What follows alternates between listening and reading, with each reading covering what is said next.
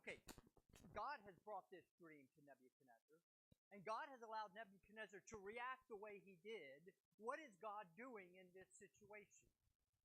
And so rather than pleading to Nebuchadnezzar to relent from what he's deciding to do, Daniel goes to God and pleads with God, help me in this situation. Now Daniel knew that what Nebuchadnezzar was requiring or requesting was humanly impossible, right? Even because no king has ever asked that. And so Daniel did not rely on himself to get through the situation. Instead, he relied on what God could do through him. God does reveal it.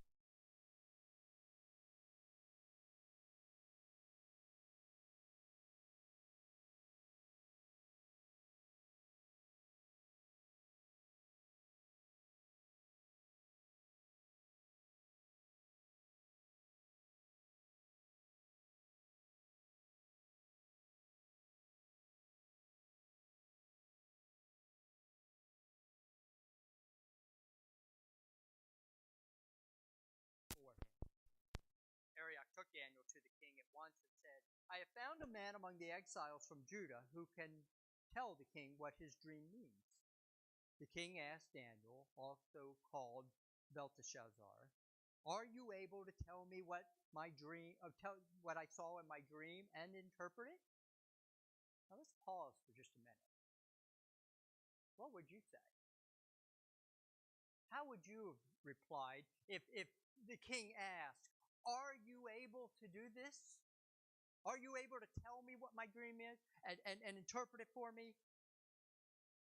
If you were seeking to, distance yourselves from these other astrologers and magicians and sorcerers, if you're wanting to distance yourself and show how you are different from them, then you might have said, I can do it. I can do this. Rising above what these other guys do and showing how you're different. But you see, there's something that's more important to Daniel than his career. And more important to Daniel than his standing in the kingdom and his standing with Nebuchadnezzar is that the Babylonians and these other pagans know that there is a God and how God differs from the other gods. That they would know the true God, the only God. And so my second point, the thing that I get from Daniel, is that his main desire was to exalt God and not himself. So when the king asked Daniel, also called Belteshazzar, when he asked him, are you able to tell me what I saw in my dream and interpret it? Daniel replied, no wise man, enchanter, magician, or diviner can explain to the king the mysteries he has asked about. But there is a God in heaven who reveals mysteries. He has shown King Nebuchadnezzar what will happen in the days to come. So Daniel reflects and says, God is able to it. I can't do it, but there is a God in heaven who can. And if that wasn't enough, he shows his humility even a few verses later. It says, he goes on, he says, the revealer of mysteries showed you what is going to happen. As for me, this mystery has been revealed to me not because I have greater wisdom than anyone else alive, but so that your majesty may know the interpretation and so that you may understand what went through your mind. And it's at this point that we also then begin to understand what the dream was, or we learn what the dream was. See, up until now, all we've been told is there's been this dream that troubled Nebuchadnezzar's mind, and he couldn't sleep, and nobody can figure it out. And now, as the readers, we get to see, what was this dream? And Daniel goes on in verses 31 to 35. He says, your majesty looked, and there before you stood a large statue, an enormous, dazzling statue, awesome in appearance. The head of the statue was made of pure gold, its chest and arms of silver, its belly and thighs of bronze, its legs of iron, its feet partly of iron and partly of baked clay. While you were watching, a rock was cut out, but not by human hands. It struck the statue on its feet of iron and clay and smashed them. Then the iron, the clay, the bronze, the silver, and the gold were all broken to pieces and became like chaff on a threshing floor in the summer. The wind swept them away without leaving a trace. But the rock that struck the statue became a huge mountain and filled the whole earth. Daniel went on, after telling him what the nature of the dream was, to then interpret it. And he interprets it. He says that these four parts of the statue represent four kingdoms. Four kingdoms. The first starting with Babylon and Nebuchadnezzar, and then three successive kingdoms. But the only part that he actually identifies by name was Nebuchadnezzar's, was Babylon. That's the only one he actually... The other three that follow, he doesn't name. He doesn't name specifically. And to tell you the truth, there's not total agreement among Bible scholars of what those other three parts of the kingdom were, those other kingdoms refer to. A lot of scholars think that those arms, the arms and the chest of silver, would have represented the Medo-Persian Empire. That would be the empire that was going to take over Babylon. It wasn't much of a battle. They just kind of came in and succeeded Babylon and took over the kingdom. But those would have represented Mede and Persia. They would have said that a lot of scholars think that then the thighs and the belly and the thighs would have represented the Greek Empire, because they would then eventually defeat the Persians. And they said that the legs of iron would have represented, a lot of people think, the Roman Empire. And the feet that are partly of clay and partly of iron represent kind of a later phase of the Roman Empire. That was a little more fragile. It was a federation, not exactly a single power. Now, that's not the only interpretation. There's other scholars that think of other kingdoms that they represent. But really, the important point is not what those kingdoms are. The important point for Daniel is what the final kingdom is. It's the main point is God's kingdom, and it's represented. That rock that's cut out, he says, not by human hands, and it's cut out, and it demolishes all of this statue, which represents earthly kingdoms. And so the third point that I see in living a God-centered life is that Daniel trusted in God to deal with worldly powers in God's timing. See, Daniel was written about 600 BC.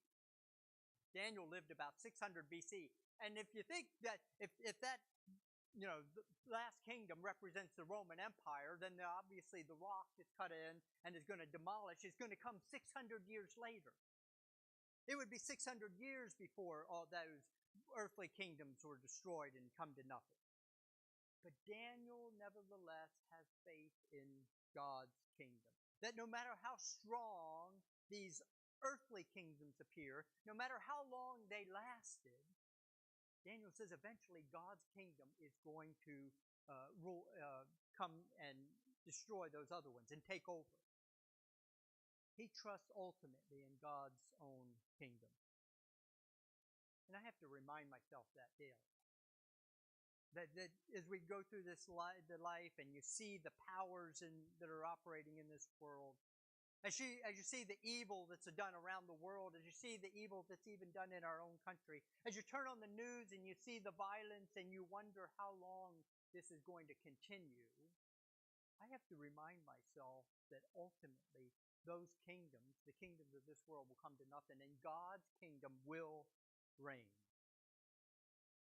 We went back to school this week, Larry and Maureen and I, and we teach at this Crestmont Christian Academy and in Christian school. And one of the things that we've been doing, at least I've done in my middle school grades, is to this week talk about what it means to have a biblical worldview. Think about that. A biblical worldview. What does that mean? What does that look like to have a biblical worldview? It's the idea that no matter how things look in this world, that God has a plan for what he allows to take place. And that understanding is not just for middle school students. It's not just for school kids that go to Crestmont. It is something that all of us need to have this biblical worldview. And as I read through the New Testament, I'm amazed at how often the New Testament writers are wanting their people to have a biblical worldview. I want to just read some things, and it won't be up on the screen, but just listen to a couple of places in the New Testament of what it says and see if you can pick out what is the biblical worldview in these passages. Here's one from Thessalonians, from Paul. Brothers and sisters, we do not want you to be uninformed about those who sleep in death, so that you do not grieve like the rest of mankind who have no hope. The Lord himself will come down from heaven with a loud command, with the voice of the archangel, and with the trumpet call of God. Or listen to this one from Peter. He says to his readers in 2 Peter chapter 3, above all, you must understand that in the last days scoffers will come, scoffing and following their own evil desires. They will say, where is this coming he promised? Ever since our ancestors died, everything goes on as it has since the beginning of creation. But the day of the Lord will come like a thief. The heavens will disappear with a roar. The elements will be destroyed by fire, and the earth and everything done in it will be laid bare. Since everything will be destroyed in this way, what kind of people ought you to be? You ought to live holy and godly lives as you look forward to the day of God and speed its coming. And every week we come together and worship and we take communion. And when we're taking that communion, we are proclaiming, we are espousing a biblical worldview. When we take the bread and the juice, we say Jesus is coming back. And he's going to establish his kingdom forever. He's going to do away with the evil that's done in this world. And Paul says to the Corinthians, whenever you eat this bread and drink this cup, you proclaim the Lord's death until he comes. And so we're going to once again proclaim a biblical worldview. So no matter what things look like out there, we know that ultimately God's kingdom it reigns and will come to fruition. So if you haven't yet picked up your communion elements, I invite you to do so as we get ready to take communion.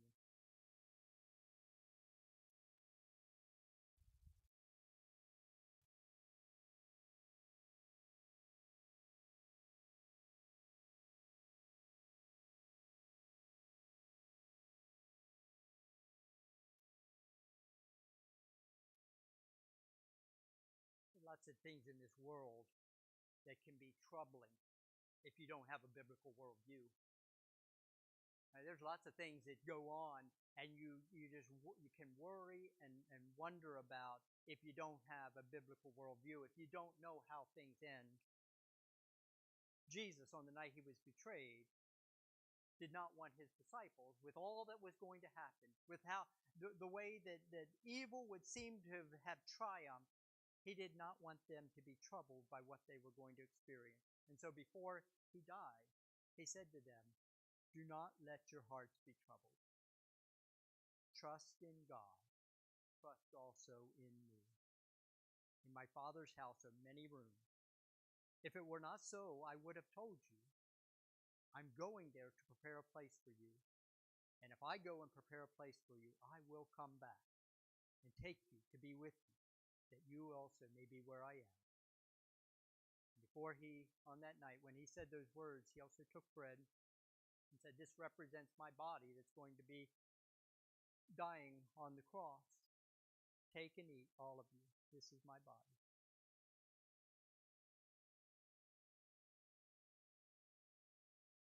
And he took the cup and he said, this is my blood shed for the forgiveness of your sins. Do this in remembrance of me.